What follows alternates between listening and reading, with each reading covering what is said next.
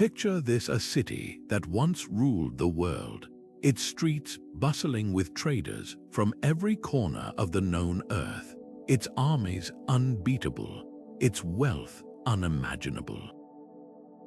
Now, fast forward a few centuries, and those same streets lie silent, buried under layers of dust and time. What happened? How could something so mighty vanish almost without a trace?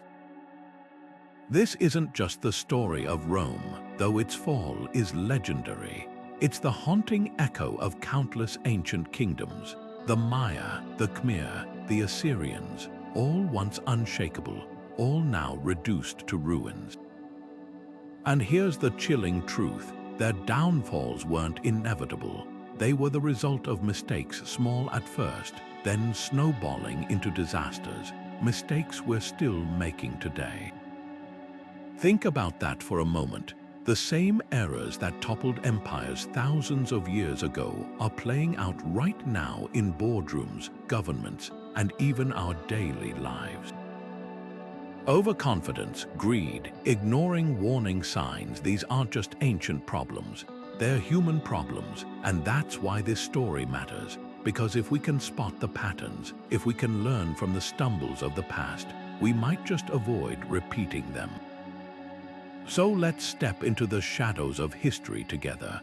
Over the next 20 critical mistakes, we'll uncover how the mightiest civilizations crumbled, not from outside forces, but from within. You'll see how leaders blinded by pride ignored their people's suffering, how societies that once thrived on innovation became trapped in tradition, and how the very systems designed to protect power ended up destroying it.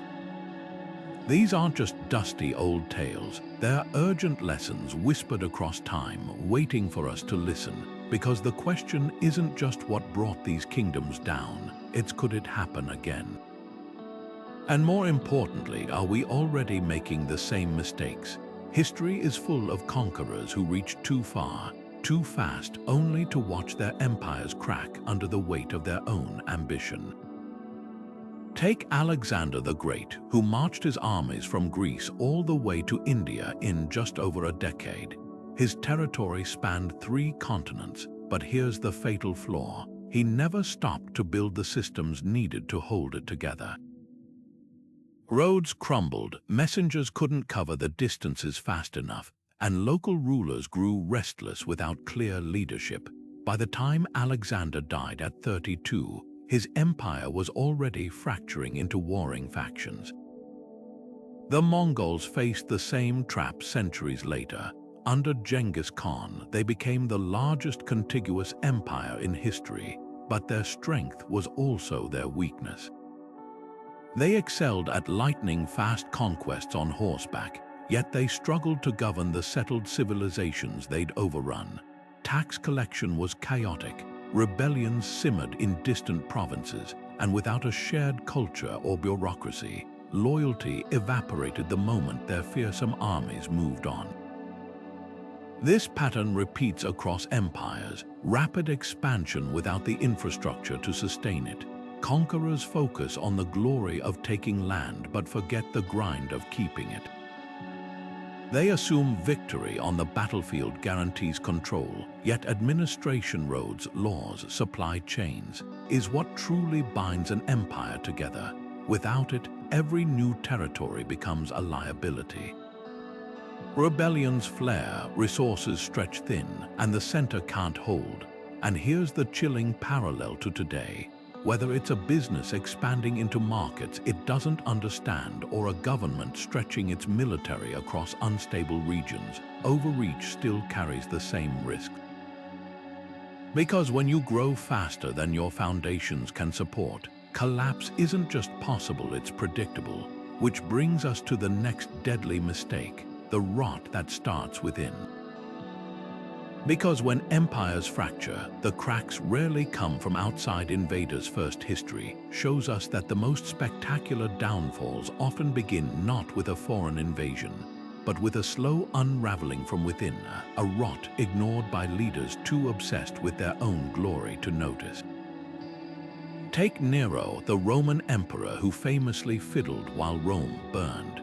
That phrase isn't just about literal flames, it's about his disastrous neglect of the empire's real problems. While he poured money into extravagant palaces and theatrical spectacles, inflation skyrocketed, grain shortages left the poor starving, and corruption ran rampant in the provinces. By the time revolts erupted in Britain and Judea, the empire's foundations were already crumbling beneath the marble floors of Nero's golden house. The pharaohs of Egypt's new kingdom fell into the same trap centuries earlier. As they commissioned ever grander temples and tombs along the Nile, their bureaucracy grew bloated and inefficient. Tax collectors squeezed peasants dry to fund these projects, while local governors, far from the watchful eyes of Thebes, pocketed fortunes in bribes.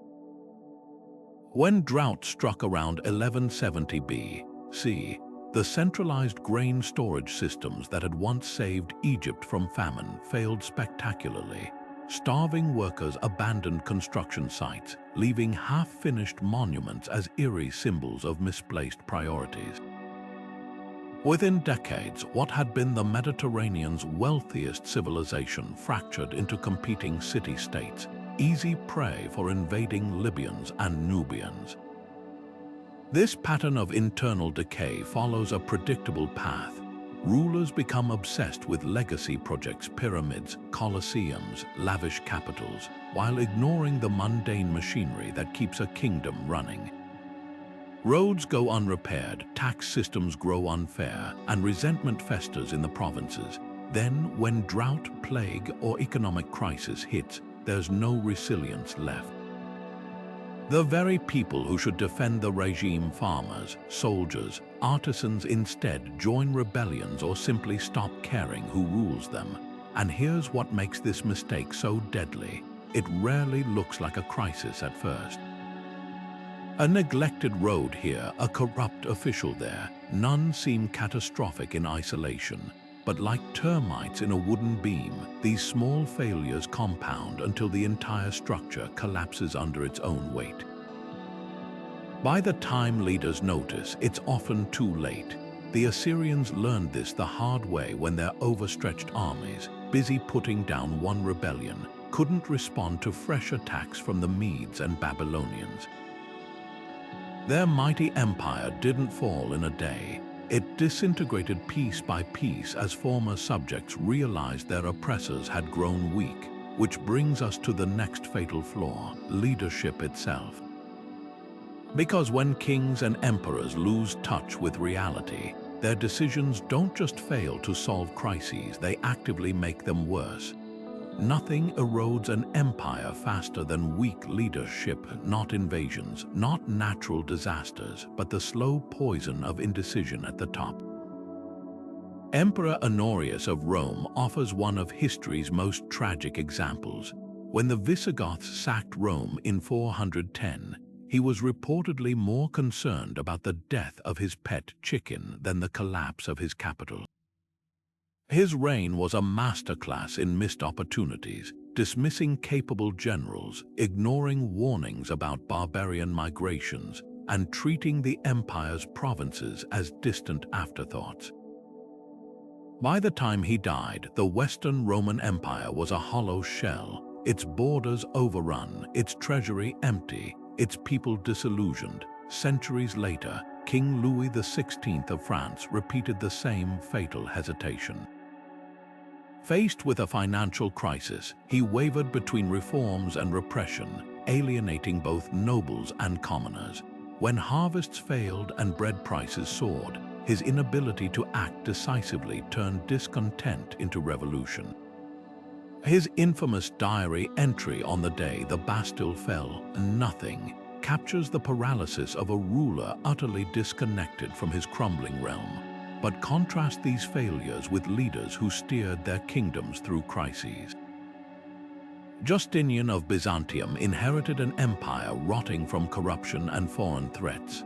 Instead of retreating into luxury, he reformed taxes, rebuilt infrastructure, and codified Roman law into a system so robust it's still studied today.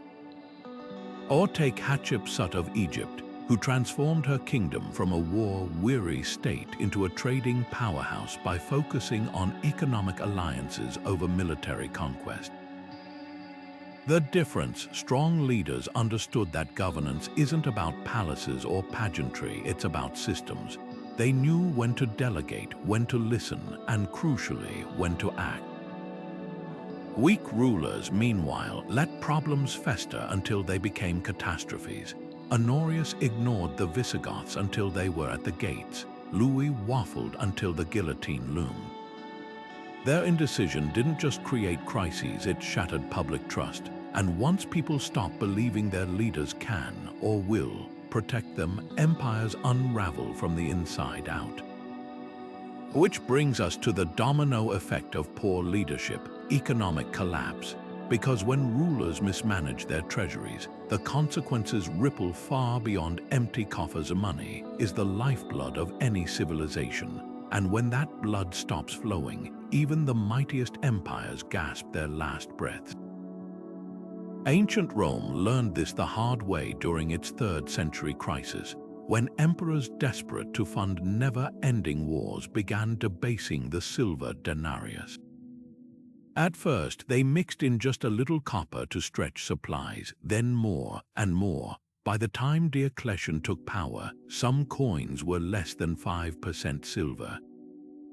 Prices spiraled out of control. A measure of wheat that cost 200 sesterces in 150 AD skyrocketed to 2 million just a century later.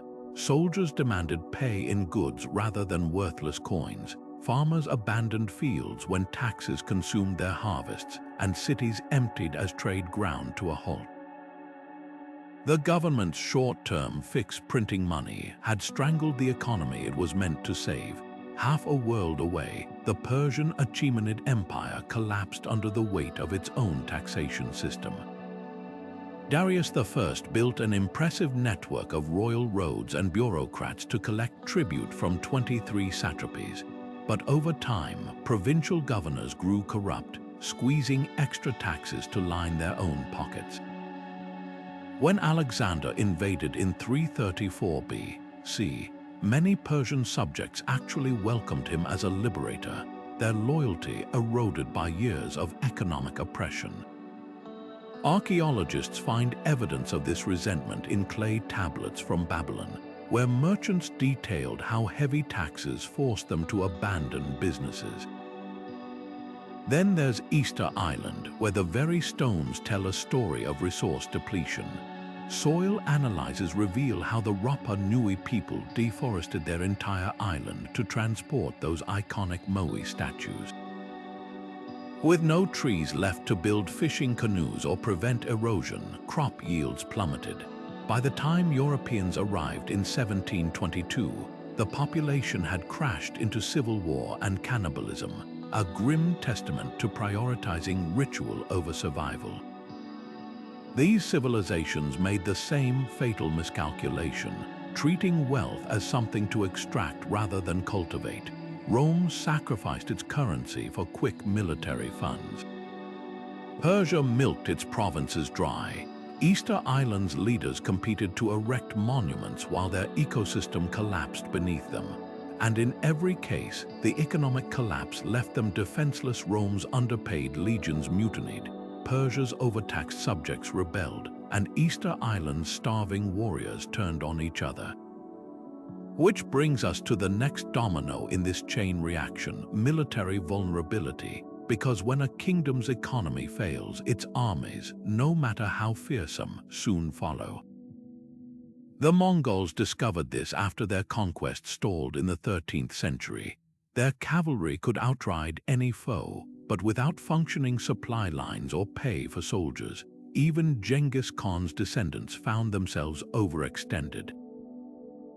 And when the money runs out, loyalty evaporates faster than water in the desert. History's greatest military disasters often share one tragic ingredient: not lack of strength, but overconfidence.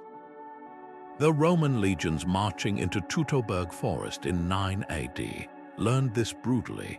3 elite legions, 15,000 men strong, followed the Germanic prince Arminius into what they assumed would be another routine pacification campaign. But Arminius wasn't guiding them, he was trapping them. The Romans, so certain of their superiority, ignored warnings about the dense terrain and dismissed Germanic warriors as primitive. When the ambush came, their famed discipline shattered in the muddy choke points. By the battle's end, nearly every Roman soldier lay dead, their eagles captured, their invincibility myth destroyed. Emperor Augustus reportedly wandered his palace crying, "Varus, give me back my legions," a lament for arrogance paid in blood. Centuries later, Constantinople's mighty Theodosian walls, unbreached for 1,000 years, succumbed to Ottoman cannons in 1453. The Byzantines had trusted their defenses so completely they'd neglected military innovation. When Mehmed II brought revolutionary gunpowder weapons, the defenders still relied on medieval tactics. Their greatest asset became their fatal blind spot. These weren't isolated missteps. The Aztecs, believing their ritual battles could intimidate Spanish conquistadors, underestimated Cortés's ruthlessness. The French knights at Agincourt charged into English longbows, their armor no match for new technology. In every case, the pattern repeats. Empires at their peak grow complacent, mistaking past dominance for future invulnerability. But here's the deeper lesson. It wasn't just about weapons or terrain. Overconfidence bred institutional rigidity. The Romans kept sending heavy infantry into forests despite Teutoburg's warnings. The Byzantines doubled down on walls as warfare evolved beyond them.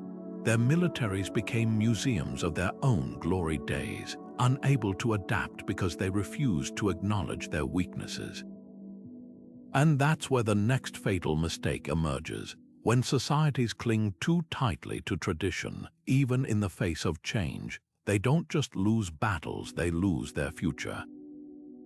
The Khmer Empire's obsession with temple building drained resources needed for flood control, leaving Angkor vulnerable to climate shifts.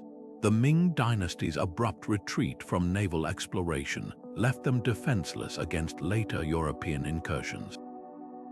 Military overconfidence is often just the first symptom of a culture that stopped questioning itself. The greatest empires didn't just conquer, they adapted.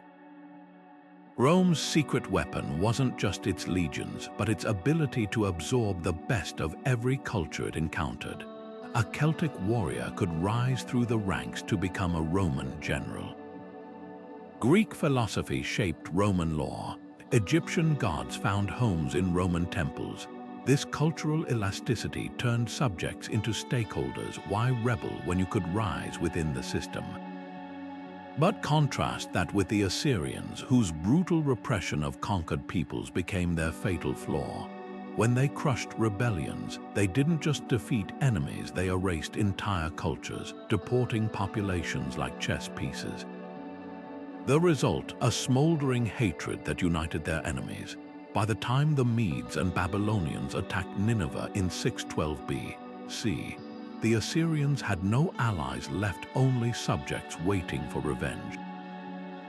The Aztecs repeated this mistake centuries later. Their empire wasn't built on loyalty, but terror. Conquered cities were forced to send tributes of blood, literally. Captives were dragged up pyramid steps for ritual sacrifice, their hearts offered to the gods while their people watched. Small wonder that when Cortés arrived, dozens of oppressed tribes joined him against their Aztec overlords. The Spanish didn't defeat the Aztecs alone, they led a coalition of the vengeful. But cultural rigidity isn't just about cruelty, it's about stagnation. China's Ming dynasty, after pioneering ocean exploration with Zheng-He's massive treasure fleets, abruptly banned sea travel in 1433. Convinced of their superiority, they dismissed foreign innovations as barbaric. 2 centuries later, European ships with superior cannons outmaneuvered Ming junks. The lesson: societies that stop learning from outsiders soon find themselves outmatched. Even technology tells this story. The Ottomans, masters of gunpowder warfare, resisted printing presses for religious reasons until the 18th century, while Europe's Reformation and scientific revolution spread on cheap paper. The gap in knowledge became irreversible. This resistance to change follows a deadly pattern. First comes arrogance, then isolation, then collapse. The kingdoms that endured weren't just strong, they were curious. When the Mongols ruled China, they adopted administrative systems from their Persian and Chinese subjects. When Muslim caliphs conquered Spain, they preserved and expanded on Roman irrigation. Survival belonged to the adaptable, the rest became footnotes in history books. And that brings us to the flip side of this coin, because while some empires fell by rejecting outsiders, others crumbled by shutting them out entirely. Isolation could be just as lethal as intolerance. There's a reason the Silk Road wasn't just a trade route, it was a lifeline. Civilizations that thrived for centuries suddenly withered when they cut themselves off from the web of global exchange. The Ming dynasty's decision to abandon oceanic trade in the 15th century offers one of history's starkest warnings. After Admiral Zheng, his legendary voyages, where Chinese treasure fleets dwarfed European ships, reaching as far as Africa, the emperor ordered the destruction of all blue water vessels and banned private maritime trade. Overnight, China turned inward, convinced its celestial empire needed nothing from foreign barbarians. But isolation came at a devastating cost. Without new ideas flowing in, Chinese technology stagnated just as Europe entered the age of exploration. By the time Portuguese cannons appeared off their coast, Ming officials were still debating whether these strange ships were tribute missions from vassal states. The Khmer Empire fell into a different but equally deadly trap, tying their entire economy to a single resource. Angkor's wealth came from controlling Southeast Asia's rice surplus, using intricate irrigation systems to produce 3 harvests a year. But when climate shifts disrupted monsoon patterns in the 13th century, their canals ran dry. With no diversified trade networks to fall back on, the empire starved in plain sight. Archaeologists find evidence of this collapse in temple inscriptions, workers' rations slashed, construction projects abandoned mid-wall. Unlike Venice or Constantinople, which survived crises by pivoting to new commodities, the Khmer had put all their faith in one unsustainable system.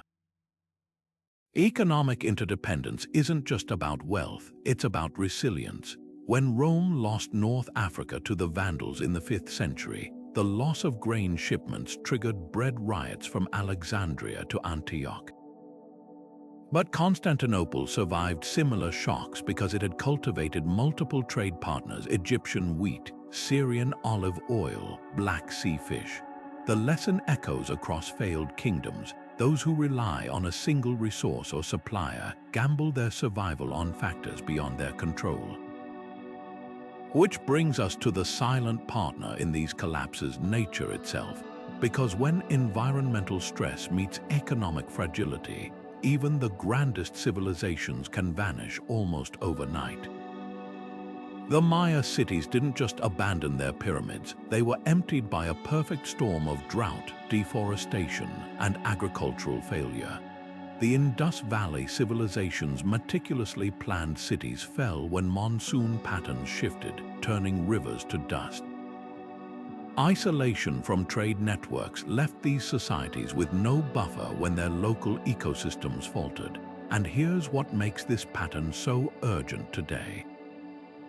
Modern supply chain disruptions, whether from pandemics or political conflicts, reveal how quickly specialized economies can unravel.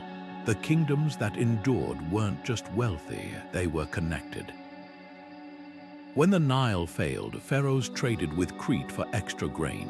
When Roman mines ran dry, merchants sourced Spanish silver. The difference between survival and collapse often came down to a simple question: did they have enough trading partners to adapt when crisis struck? Because while walls might keep invaders out, they also trap stagnation inside. The Ottomans learned this too late. Their once dominant economy shriveled as they resisted industrial reforms, while European factories powered ahead. Isolation doesn't just limit growth, it accelerates decline. And when environmental disaster strikes, as it did for the Khmer and the Maya, the kingdoms with no economic lifelines are the first to disappear beneath the sands of time. The lush fields of Mesopotamia, birthplace of civilization, where the Tigris and Euphrates rivers once nourished the world's first cities, tell a cautionary tale written in salt and sand. By 2000 BC, the Sumerians had mastered irrigation, turning deserts into wheat fields that fed millions. But their canals carried a hidden curse. With no natural drainage, evaporated water left behind mineral deposits that slowly poisoned the soil. Crop yields plummeted. Tablets from the period record desperate farmers pleading for tax relief as their fields turned white with salt. Yet rulers obsessed with temple construction and wars ignored the warnings.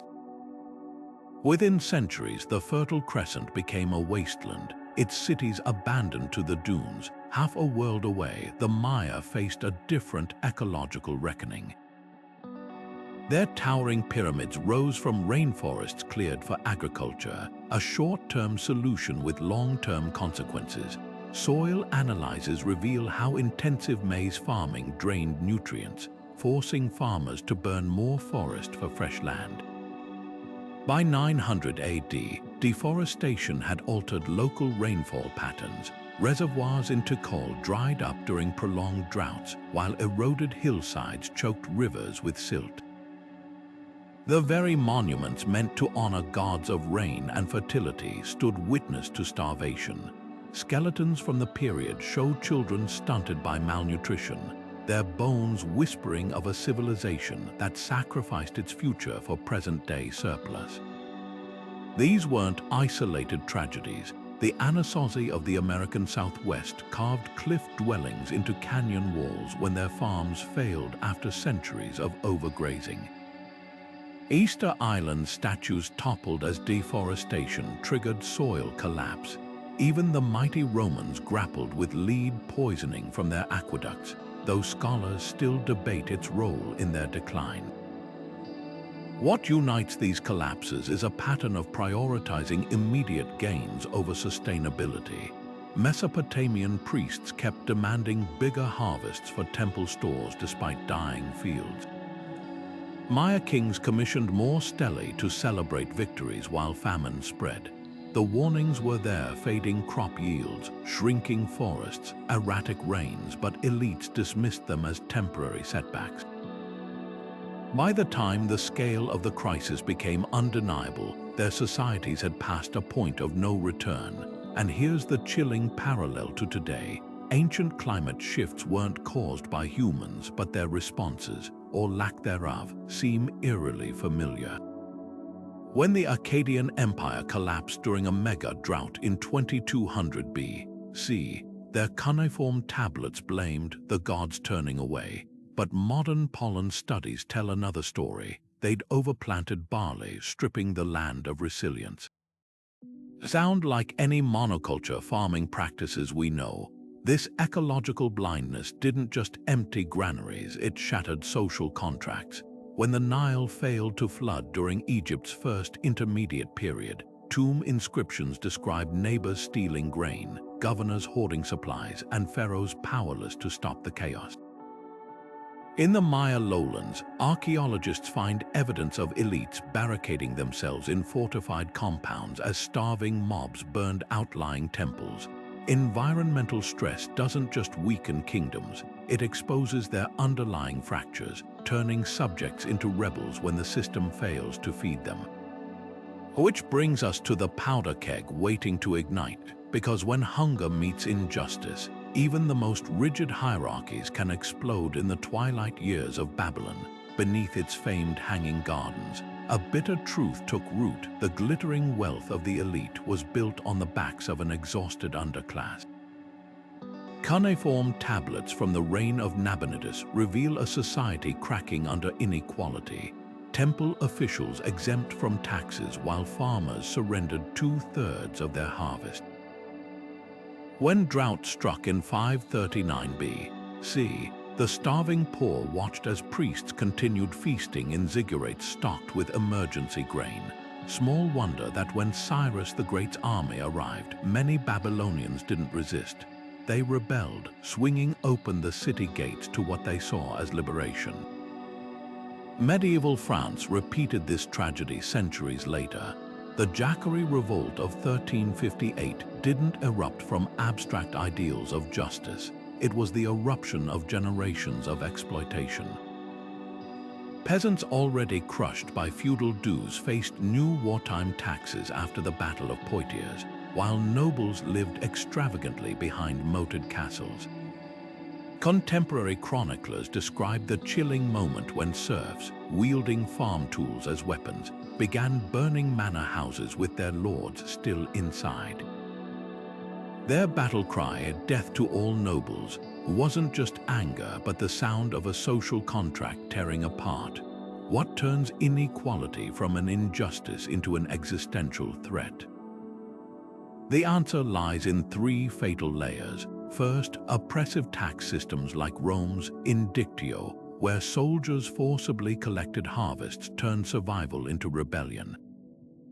Second, visible elite excess during crises like Marie Antoinette's alleged "let them eat cake" becomes psychological tinder. But the third layer is most corrosive, when corruption rigs the system so thoroughly that mobility becomes impossible.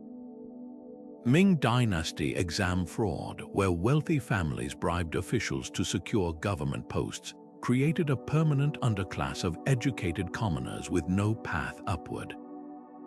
Resentment then doesn't just simmer, it calcifies into generational hatred. Archaeology offers sobering proof of this breakdown. In the ruins of Knossos, Linear B tablets show Mycenaean palace elites hoarding bronze while artisans starved. At Teotihuacan, excavations reveal opulent elite compounds just streets away from hovels with evidence of malnutrition. These weren't just economic disparities, they were fault lines waiting for the right seismic shock. When the Thera volcano erupted around 1600 B.C., the Mycenaean lower classes didn't rally to save their kings. They disappeared into the hills, leaving palaces to burn. Corruption acts as gasoline on these smoldering divisions. The Roman Emperor Caracalla's decision to sell citizenship for bribes in 212 A.D. didn't just devalue the honor, it revealed the state's loyalty was for sale. Similar scandals rocked Abbasid Baghdad, where viziers auctioned governorships to the highest bidder, and Tudor England, where Henry VIII's ministers embezzled monastery wealth meant for the poor. Each betrayal reinforced the same corrosive lesson. The system exists to enrich the powerful, not protect the powerless, yet history also shows escape routes.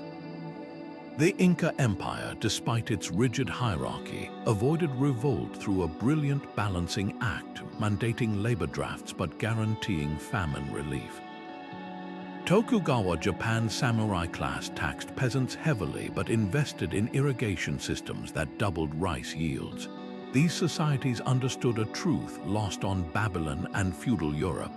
Inequality is tolerable only when coupled with tangible reciprocity.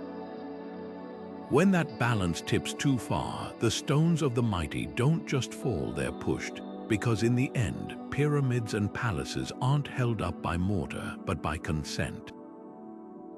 The moment people decide their sweat earns them nothing but more suffering, even the grandest empires stand on feet of clay. And as we'll see next, that realization often starts not with a shout, but a whisper among those meant to defend the regime, yet paid just enough to question why they should. Corruption is the silent rot that hollows out empires from within, not with the drama of a battlefield defeat, but with the slow, suffocating grip of broken trust. Take Rome's late Republic, where the Senate's marble halls hid a marketplace of bribes. Senators openly auctioned votes to the highest bidder, with figures like Crassus boasting that no man could call himself rich unless he could raise his own private army. The infamous trial of Verres, a governor who plundered Sicily so ruthlessly that even fellow elites were stunned, exposed the system's decay. Cicero's prosecution speeches read like a roadmap to kleptocracy: statues stolen from temples, farmers bankrupted by fabricated taxes, and witnesses silenced with bags of gold. Yet Verres wasn't an outlier, he was a symptom. By the time Julius Caesar crossed the Rubicon, Romans were so numb to corruption that many saw dictatorship as a welcome alternative to a government where every decision had a price tag.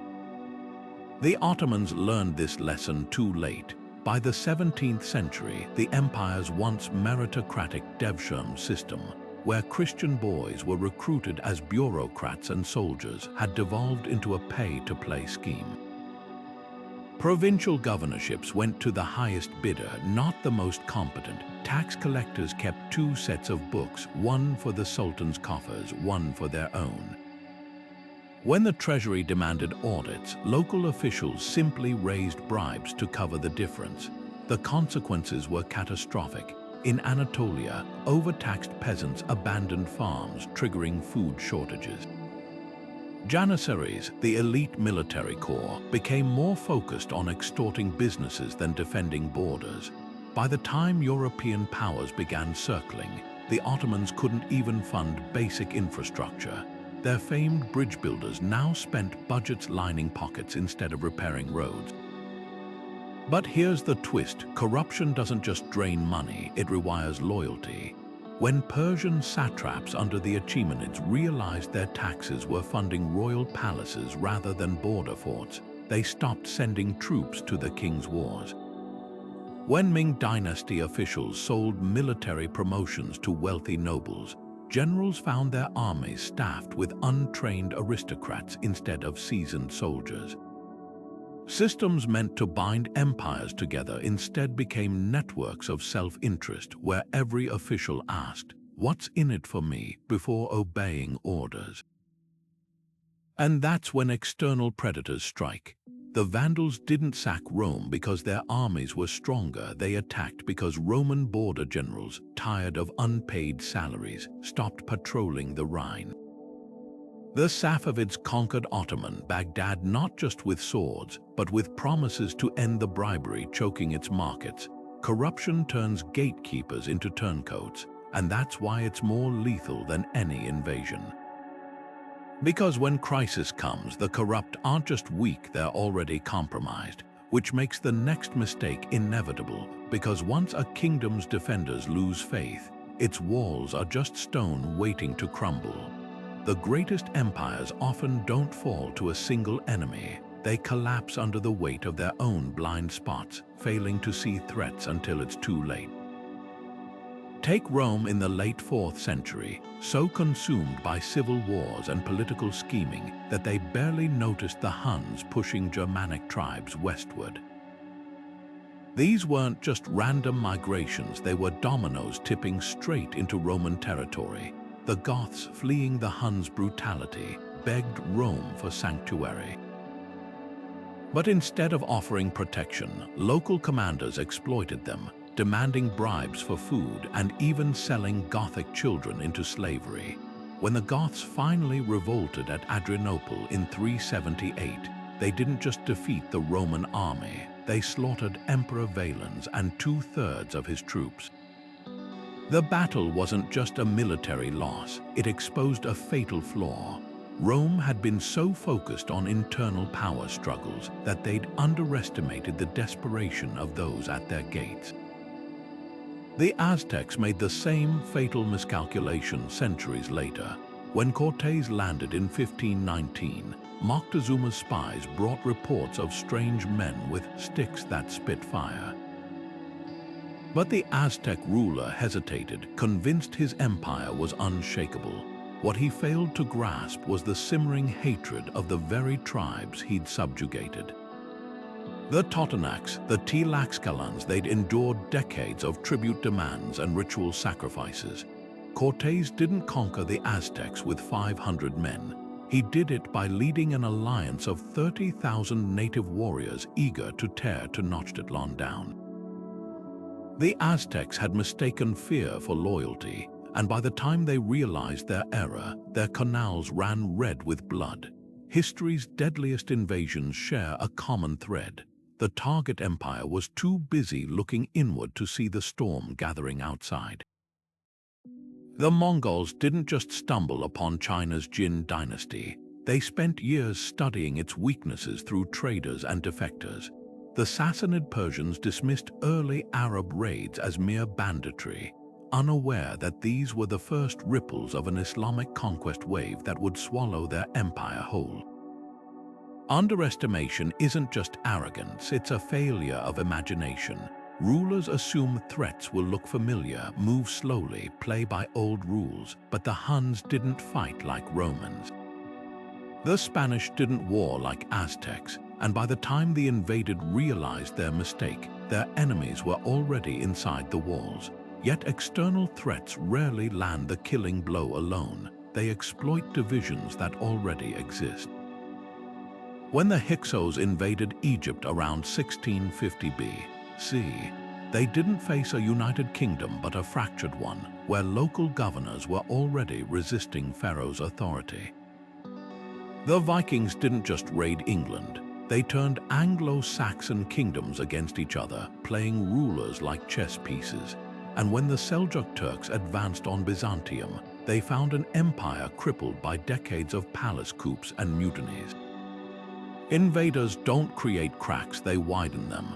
This is why the 11th mistake is so insidious. It's not just about failing to watch the horizon. It's about forgetting that the greatest danger lies at the intersection of external ambition and internal decay. Rome might have survived the Goths if its generals weren't busy fighting each other. The Aztecs could have rallied against Cortés if their subjects hadn't seen him as a liberator. Underestimation isn't a single error. It's the spark that ignites every other weakness, and that's where the next fatal spiral begins. Because when invaders breach the gates, the response often accelerates the collapse. Pharaohs raised taxes to fund anti-Hyksos armies, driving more peasants to rebel. Roman emperors hired one barbarian tribe to fight another, only for those mercenaries to turn on them. Desperation breeds short-sighted decisions, and soon the cure becomes deadlier than the disease. Nothing destabilizes an empire faster than a throne with no clear heir. Just ask the sons of Genghis Khan, whose squabbles over territory fractured the Mongol Empire into warring khanates within decades of their father's death. But the Wars of the Roses in 15th century England offer perhaps the most brutal case study in succession chaos. When Henry V died unexpectedly in 1422, leaving an infant son on the throne, rival branches of the Plantagenet family saw their chance. What followed wasn't just a political dispute, it was 3 generations of carnage. Nobles switched allegiances mid-battle, kings were captured and murdered in dungeons, and at one point the crown changed hands 6 times in 25 years. The conflict only ended when Henry Tudor emerged victorious at Bosworth Field, his marriage to Elizabeth of York literally stitching the warring factions together with a new royal symbol, the Tudor rose. The Mughal Empire faced similar self-inflicted wounds. Aurangzeb's death in 1707 sparked a free-for-all among his sons, each backed by rival factions of nobles, generals, and even foreign powers. Princes poisoned siblings, generals played kingmaker, and by the time the dust settled, the empire's treasury was drained and its provinces in open revolt. European traders, once wary of Mughal might, now circled like vultures, seizing ports while the emperors were too busy fighting each other to notice. These crises reveal a painful truth. Without clear succession rules, even the strongest kingdoms implode.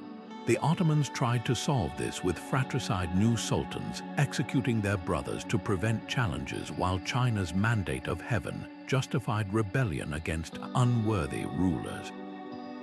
But the most stable empires, like ancient Egypt's 18th dynasty, institutionalized succession through choregency, the old pharaoh ruling alongside his chosen heir for years, ensuring a smooth transition.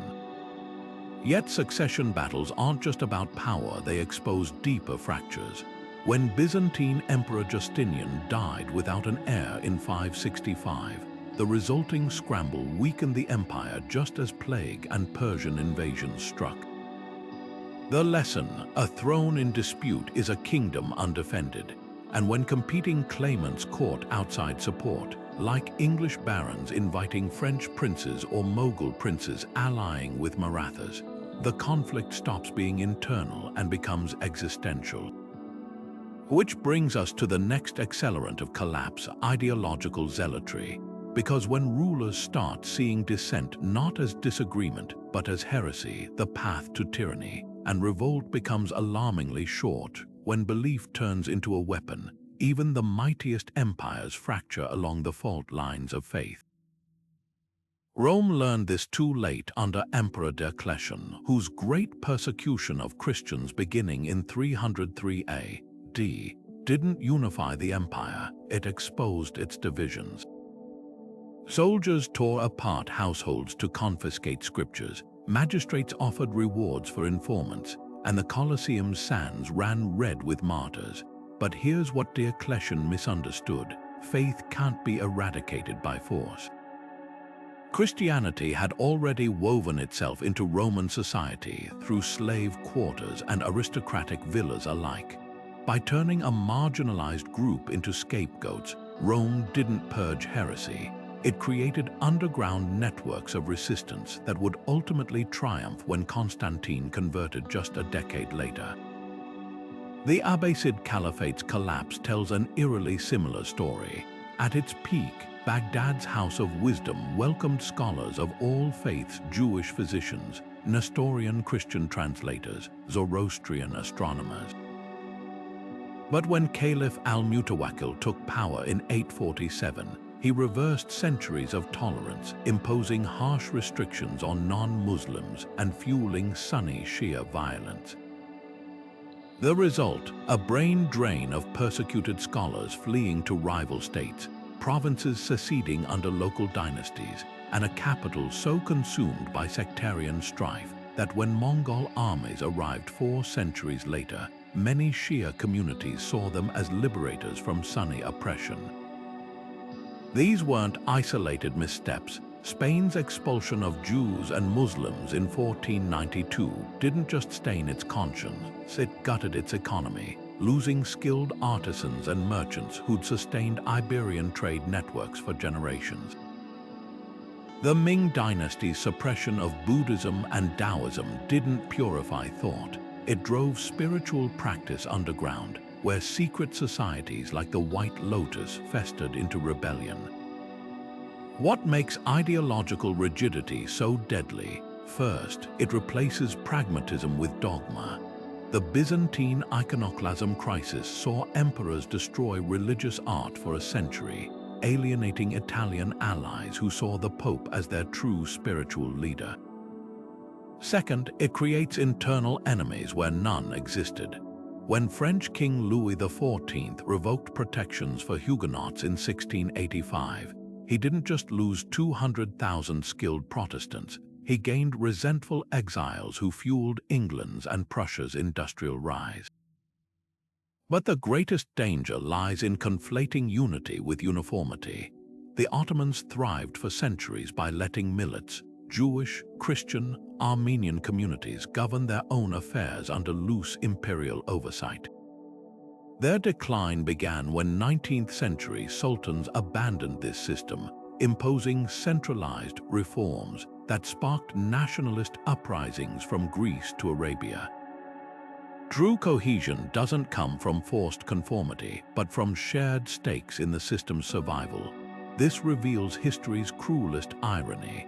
The very zeal meant to strengthen empires often hastens their unraveling. Because when you define dissent as heresy, you turn critics into martyrs, neighbors into informants, and diversity into treason.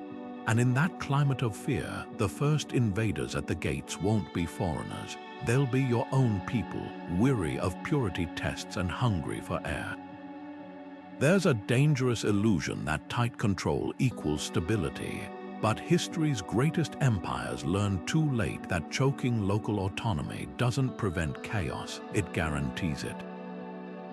The Byzantine Empire's theme system was meant to be a masterpiece of centralization, dividing territories into military districts where generals held both civil and military authority.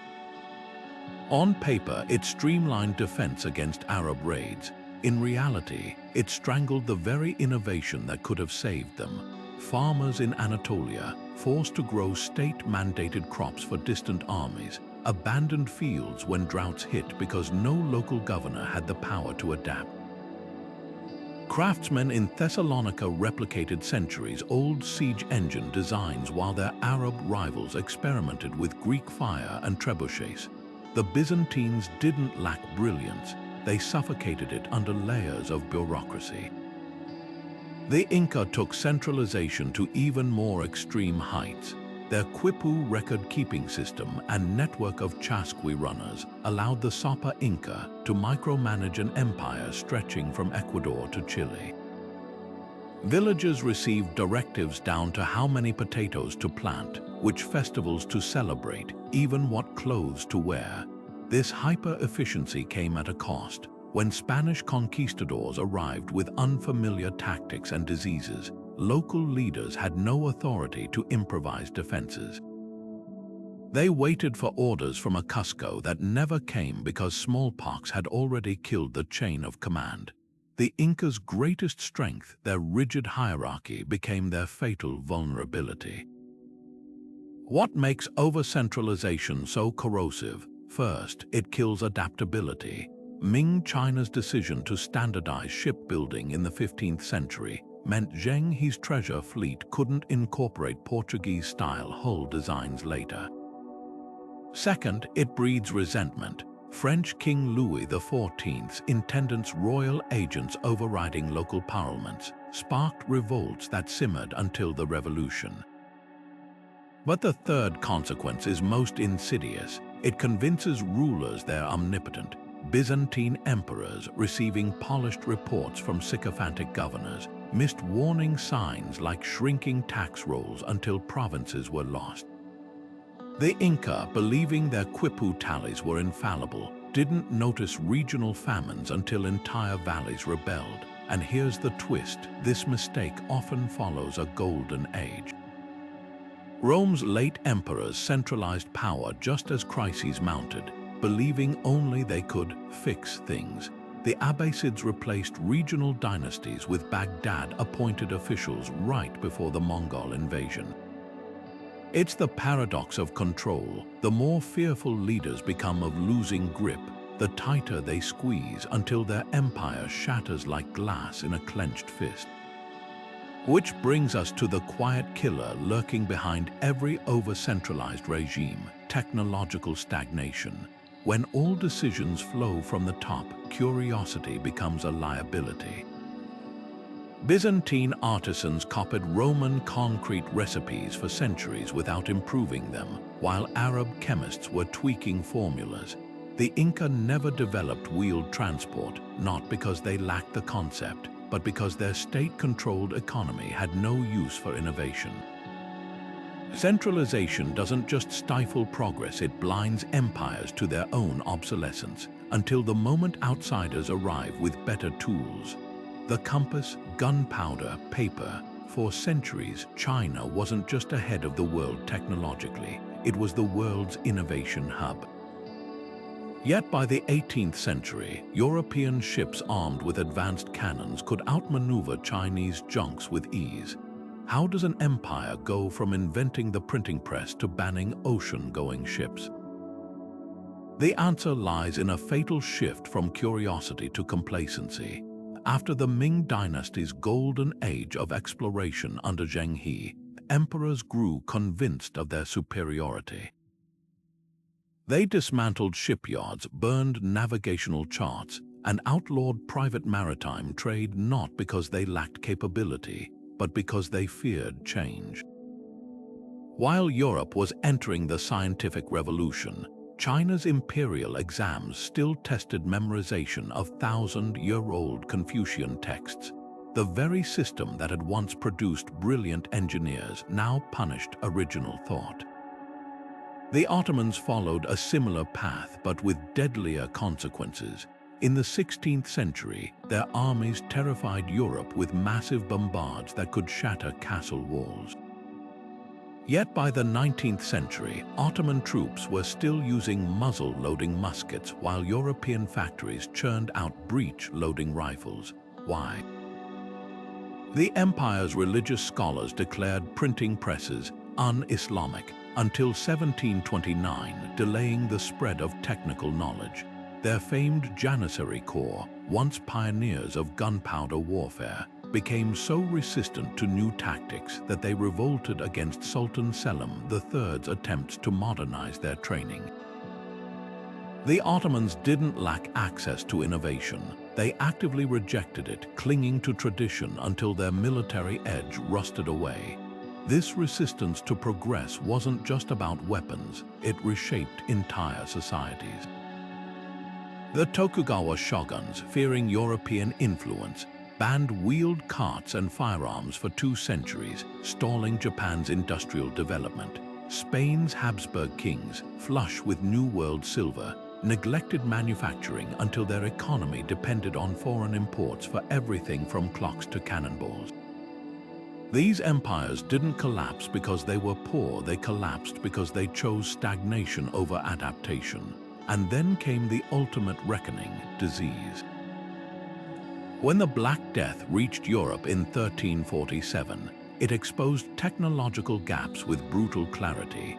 Cities with primitive sanitation saw mortality rates over 70%, while Muslim Cordoba, with its advanced sewage systems, fared markedly better. The Aztecs, lacking immunity to smallpox, watched helplessly as the virus killed half their population before Cortés even reached Tenochtitlan. Epidemics don't just prey on bodies, they prey on systems. A society that hasn't invested in medicine, sanitation, or food storage has no defenses when crisis strikes. The lesson echoes across centuries. Civilizations that stop innovating don't just stand still, they slide backward. China's abandonment of naval technology left it vulnerable to 19th century opium wars. The Ottomans' refusal to update military tactics made them the sick man of Europe. But the deadliest cost isn't lost battles, it's lost resilience, because when the next disaster comes, whether plague or invasion, the societies that survive won't be the richest or the strongest. They'll be the ones that never stopped learning. And that brings us to the silent accomplice in these collapses, nature itself.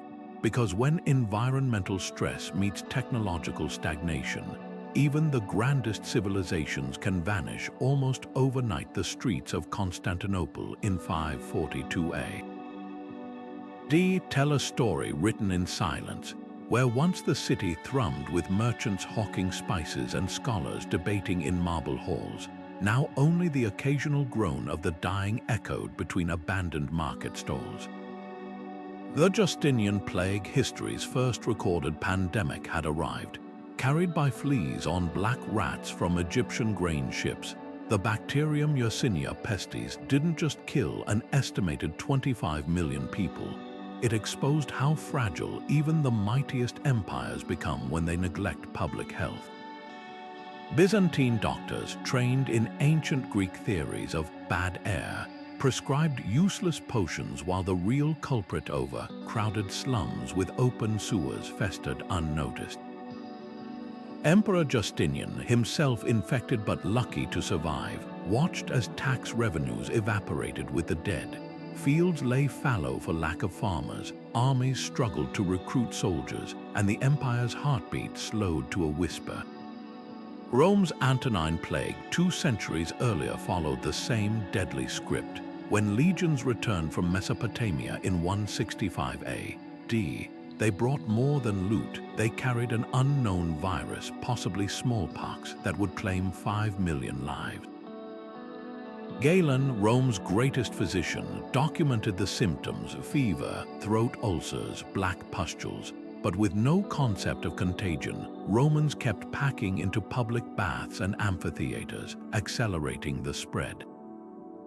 The economic shockwaves were catastrophic, with up to a third of Italy's population dead, vineyards rotted on the vine, mines closed from labor shortages, and the denarius was debased to pay for emergency grain imports. The empire never fully recovered its manpower, a vulnerability Germanic tribes would exploit centuries later. What makes these plagues more than tragedies is their predictability. The Maya collapse coincided with outbreaks of hemorrhagic fever in their crowded cities. Medieval Europe's Black Death thrived in rat-infested ports like Genoa and Marseille. In every case, the same warning signs appeared first: urban density without sanitation, trade networks without quarantine protocols, medical traditions frozen in dogma. The Aztecs, for all their astronomical brilliance, attributed smallpox to the wrath of gods rather than Cortez's infected troops, a fatal misdiagnosis. But the true lesson lies in the aftermath.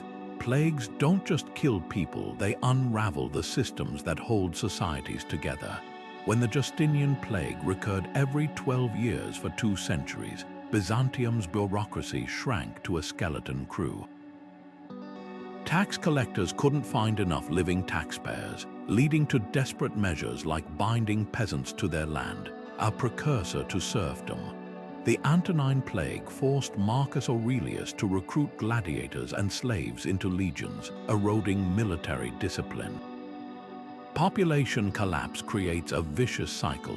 Fewer workers mean less food production, which weakens survivors, making them susceptible to the next outbreak. And here's where the next crisis emerges from the rubble. When fields lie empty and workshops stand silent, rulers face an impossible choice: rebuild with whoever remains or import labor from elsewhere. Rome chose the latter, inviting Germanic tribes to settle abandoned farmland. But these guests would soon become conquerors, their loyalty secured not by empire, but by the land itself. Rome's gleaming marble monuments and lavish banquets hid a dark secret. Their entire economy ran on the backs of slaves. Historians estimate that at the empire's peak, 1 in 3 people in Italy was enslaved, captured from Gaul, Greece, and beyond. The wealthiest senators owned thousands, from chain gangs in silver mines to Greek tutors for their children. This wasn't just cruel, it was catastrophically short-sighted. When Spartacus led his revolt in 73 B.C., what started as 70 gladiators escaping a Capua training school swelled into an army of 120,000. They burned villas, freed slaves, and humiliated Roman legions for 2 years before being crushed. The revolt wasn't just a rebellion, it was a wake-up call. A society built on forced labor will always face the same brutal math. The more slaves you exploit, the more enemies you create within your own borders. The Spartans learned this lesson even harder with their helot system. The entire Spartan war machine depended on subjugating the neighboring Messenians, who outnumbered Spartans 7-1. Every autumn, Spartan youths participated in the Crypteia, a ritual where they hunted and killed helots to terrorize the population. But fear has diminishing returns. By the 4th century B.C., Sparta was so paranoid about helot revolts that they couldn't deploy their full army abroad, lest their slaves rise up in their absence. At the Battle of Leuctra, their famed warriors, stretched thin from internal policing, were finally crushed by Theban forces using innovative tactics Spartans had dismissed as unmanly.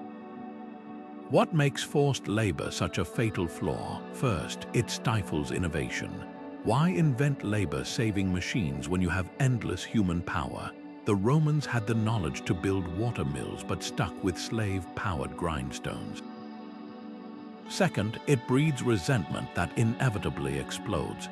The Haitian Revolution of 1791 didn't just overthrow French rule, it sent shockwaves through every slave-holding society in the Americas. Third, and most insidiously, it warps a society's values. Spartans valued military prowess above all because they needed constant readiness to suppress helots. Romans saw manual work as beneath free citizens, creating a parasitic elite that sneered at practical skills. But the cruelest irony lies in the aftermath. When Rome's conquest slowed in the 2nd century AD, the slave supply dried up. Large estates called latifundia, once profitable thanks to unpaid labor, became unsustainable. Without slaves to maintain aqueducts and roads, infrastructure crumbled. The empire didn't just face rebellion, it faced obsolescence, having never developed the tools or incentives to adapt. Similarly, Sparta's rigid system left them incapable of evolving when warfare changed. Their legendary discipline meant nothing against Macedonian phalanxes or Roman legions. Which brings us to the quiet killer of slave economies. They don't just exploit people, they atrophy the very creativity that could save a civilization. The Ming dynasty's decision to abandon naval exploration was partly due to their reliance on corvée labor. Why build better ships when you can just throw more bodies at the problem? The Ottoman stagnation in industrialization stemmed from their dependence on slave bureaucrats rather than educated citizens. Forced labor doesn't just steal freedom from the enslaved, it steals the future from the enslavers. And when the system finally collapses, the scars last for centuries. The American South's post-Civil War poverty wasn't just about lost battles. It was about an entire region that had neglected factories, railroads, and public education in favor of cotton profits. The lesson echoes across time. Any society that bases its wealth on human bondage is building on sand, because in the end, chains are brittle things, and the moment they snap, the whole edifice comes crashing down. This dependence on oppression reveals a deeper truth about power. It's not just about who you control, but what you sacrifice to maintain that control. And as we'll see next, that sacrifice often extends beyond people to the very land beneath their feet. The burning of the Library of Alexandria wasn't just the loss of scrolls, it was the unraveling of an entire civilization's memory. Scholars estimate its halls held over 500,000 texts, from Euclid's geometry to Eratosthenes' calculations of Earth's circumference. But when flames consumed the library during Julius Caesar's siege in 48 BC, something far more than parchment burned. The Mediterranean world lost centuries of medical knowledge, astronomical observations, and engineering breakthroughs, gaps that would take generations to rediscover. The tragedy wasn't just the fire itself, but what followed, a slow, creeping amnesia. By the time Rome fell, even basic techniques like concrete mixing had been forgotten, leaving medieval Europe to stumble through trial and error for 1,000 years. China's Qin dynasty offers an even darker lesson in suppressing knowledge. Emperor Qin Shi Huang, obsessed with control, ordered the infamous burning of books and burying of scholars in 213 BC. Philosophy texts, historical records, even poetry, anything that challenged his legalist ideology was tossed into bonfires. Hundreds of Confucian scholars were reportedly buried alive. The emperor believed uniformity of thought would strengthen his rule, but the opposite happened. When peasant revolts erupted after his death, the dynasty collapsed within years, its bureaucracy staffed by officials who could recite dogma but couldn't adapt to crisis. The Han dynasty that followed spent decades painstakingly reconstructing lost texts from oral traditions and hidden caches, proof that ideas once extinguished are far harder to resurrect than empires. The long-term costs of anti-intellectualism ripple through history like seismic waves. The Ottoman Empire's reluctance to adopt the printing press until the 18th century left its students memorizing outdated manuscripts while European universities mass-produced scientific journals. Spain's expulsion of Jewish and Muslim scholars during the Inquisition drained the country of its best doctors, mathematicians, and cartographers, just as the age of exploration began. These weren't just cultural losses, they were strategic disasters. When the Spanish Armada sailed against England in 1588, their navigational charts were so inferior that storms and miscalculations doomed the fleet before battle even began. But the deadliest shift occurs when propaganda replaces facts. The Khmer Rouge didn't just empty Cambodia's universities in the 1970s, they executed anyone wearing glasses as a sign of intellectualism.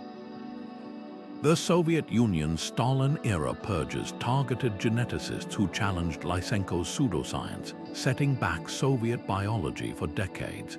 These regimes didn't just fear dissent, they feared the very act of questioning. And that's when societies cross a dangerous threshold, from merely ignoring knowledge to actively weaponizing ignorance. The pattern is unmistakable. Empires that invest in education like Abbasid Baghdad's House of Wisdom or the Song Dynasty's civil service exams build reserves of resilience. Those that suppress curiosity, whether through book burnings or ideological purity tests, find themselves defenseless when crises demand creative solutions. Because when facts become optional, every decision is a gamble, and history shows the house always wins in the end. Which brings us to the final, fatal shift when rulers stop persuading with reason and start controlling with myths. The towering stone reliefs of Assyrian kings tell a story of invincibility, armies crushed, cities razed, enemies groveling at their feet. But chiseled beneath these boasts lies a far darker truth. When Sennacherib claimed to have destroyed Babylon so thoroughly that not even the outline of its foundations remained, archaeologists found something startling. The city not only survived but thrived soon after. This wasn't just royal hyperbole, it was a dangerous detachment from reality. Assyrian rulers surrounded themselves with yes-men who turned military setbacks into propaganda victories, until the empire's leadership genuinely believed their own myth of invincibility. By the time the Medes and Babylonians united against them in 612 B.C., Assyria's generals were still sending dispatches describing minor skirmishes as glorious triumphs, even as enemy forces breached the gates of Nineveh. This pattern of self-delusion repeats across fallen empires. The last Roman emperor in the West, Romulus Augustulus, bore a name echoing Rome's legendary founders, yet ruled over little more than a single Italian province. His court continued minting coins proclaiming eternal dominion while Germanic warlords carved up the empire. Soviet-era history textbooks famously airbrushed disgraced officials from photographs, but they were latecomers to this game. China's Qin dynasty erased rival philosophical schools from records. Ottoman scribes rewrote defeats as strategic withdrawals, and Aztec priests interpreted comet sightings as favorable omens rather than warnings of Cortés' arrival. What makes propaganda so corrosive isn't the lies themselves, it's the way they blind societies to real threats. When French King Louis XVI's ministers assured him the treasury was solvent mere months before revolution, they weren't just misleading him, they were ensuring no reforms could begin in time. The Ming dynasty's Heian Siban was justified as preserving cultural purity, while in reality, it ignored rampant coastal piracy and collapsing naval readiness. Leaders who silence dissent don't just suppress criticism, they destroy their early warning systems. The greatest danger comes when propaganda becomes institutionalized. Stalin's suppression of genetic science in favor of Lysenkoism led to crop failures that exacerbated famines. The Khmer Rouge's insistence that educated city dwellers were parasites left Cambodia without doctors or engineers. These weren't just ideological excesses, they were systemic rejections of evidence in favor of dogma. An empire can survive many blows, but none survive the moment their leadership starts valuing comforting fictions over uncomfortable facts. Which brings us to history's most tragic irony: the very fear that drives rulers to manipulate truth often hastens their undoing. Assyria's kings thought victory monuments would intimidate enemies. Instead, they provoked unified rebellion from those who knew the boasts were hollow. Kin's book burnings didn't eliminate dissent, they scattered scholars who joined rebel armies. And when reality finally crashes through the facade, the collapse isn't gradual, it's catastrophic. Because societies built on lies have no framework to adapt when truth arrives. This pattern culminates in the 20th and deadliest mistake, one that dooms civilizations not through any single error, but through the stubborn refusal to learn from any of them. Because the kingdoms that vanished weren't those that faced challenges, they were those that ignored history's clearest warning. The greatest threat to any empire isn't the enemy at the gates, but the mirror in the throne room. The ruins of Babylon stand as monuments to history's cruelest irony. The civilizations most convinced of their own uniqueness are often the ones doomed to repeat the past. When Nebuchadnezzar II rebuilt Babylon's walls in the 6th century B.C., he inscribed them with boasts of invincibility, unaware his empire was walking the same path as the very kings he'd overthrown. The Assyrians before him had fallen by overextending their armies, alienating subjects, and dismissing external threats. Yet the Neo-Babylonians repeated every misstep. They squeezed provinces for tribute until Persia's Cyrus positioned himself as a liberator. They ignored rising tensions among vassals until the night the Euphrates was diverted, and Persian troops marched through dry riverbeds into their undefended city. The greatest tragedy wasn't Babylon's fall, it was how utterly predictable it should have been. This pattern of willful blindness echoes through the ages. The Byzantines had access to Rome's archives, yet still allowed corruption to rot their bureaucracy. The Spanish Habsburgs, inheriting a global empire, repeated Rome's economic mistakes by flooding Europe with New World silver until inflation crippled them. Even the British Empire, despite documenting Rome's decline in their schoolbooks, clung to colonial overreach until 2 world wars shattered their dominance. The lesson is clear: it's not enough to know history, you must heed its warnings. What makes this final mistake so insidious is how it compounds all others. Societies that forget the cost of overexpansion still march their armies too far. Leaders who dismiss the fragility of trade networks still centralize food supplies. Rulers who ignore the sparks of inequality still act surprised when revolutions ignite. The Maya, the Khmer, the Ottomans, their ruins share more than collapsed stones. They bear the fingerprints of leaders who treated history as decoration rather than a guide. Yet here's the hopeful counterpoint: civilizations that break this cycle thrive.